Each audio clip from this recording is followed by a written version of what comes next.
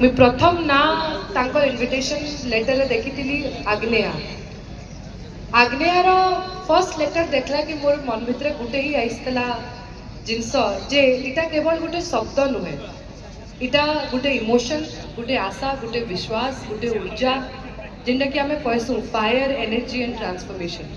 निश्चित भाव में प्रोग्राम देखिकिना मते पूरा विश्वास एवं आशा अच्छे जे आगामी दिन रे बजरंग क्लब एतकी ही ऊर्जा फायर और एनर्जी संगे आगामी वर्ष रे भी एवं तार आर वर्ष रे भी एवं सबुदिन लगे एंते ही उन्नतिर पथरे चली रही। मुई आज बजरंग क्लब रो प्रत्येक मेंबर सदस्य को एवं इनु बसिथिबा प्रत्येक गुरुजन मान को 2026 रो बहुत बहुत अभिनंदन और शुभेच्छा जनाऊे।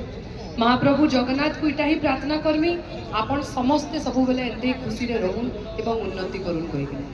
बजरंग क्लब रे जते बेले कथा आसुचे आमे समस्ते जानिचु ढेंकानाल माटी रे जाना काम करिचन सोशल वर्क थ्रू रे ब्लड डोनेशन कैंप रो नेकिना 10,000 यूनिट कलेक्शन रो नेकिना कोविड समय रे तांकर जेन अद्भुत काम इडा हमर समस्तंकर संगे परिचय अछि।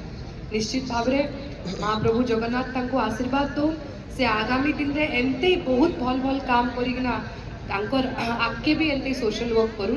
मुई बेसी समय नहीं निए मुई आउ थरे समस्त को बहुत बहुत धन्यवाद देमी। आज जिते बेले अग्नेया ना पढ़िकिना आईली मुई 2 लाइन लेखिकिना भी आईली समस्त लगे मुई कहवा के चाहूचे जे अग्नेया अग्नि जले जे हृदय भितरे अग्नेया अग्नि जले जे हृदय भितरे भय आसेनी केभे सत्य पथरे अग्नया अग्नि जले जे हृदय भितरे भय आसेनी केभे सत्य पथरे जे ज्वली पारे स्वप्न आलोकरे जे ज्वली पारे स्वप्नर आलोकरे सेही लेखा इतिहास सेही लोक इतिहास लेखे समय। निश्चित भाव में आगामी दिन रे मुई समस्त को इटा ही महाप्रभु को प्रार्थना करमी एंते ऊर्जा एंते शक्ति एंते आपण मैंने समस्ते आगे बढ़ून आमर ओडिशा रे युवा शक्ति ही आगे आमको नहीं किना जाई पारबा। मुझे लगी आउ थे समस्त को बहुत बहुत धन्यवाद देमी एवं मुझे आशा करुचे आगामी वर्ष रे बजरंग क्लब इतानु भी धूमधाम से ये प्रोग्राम के सेलिब्रेट करवा पाइला। नमस्कार, जय Jagannath. Thank you so much ma'am, very motivating. Next I would request our chief guest our governor अछंती doctor Arun Kumar Sahu, very inspiring. ताली मारुना। Honourable MLA Nayagarh, ex minister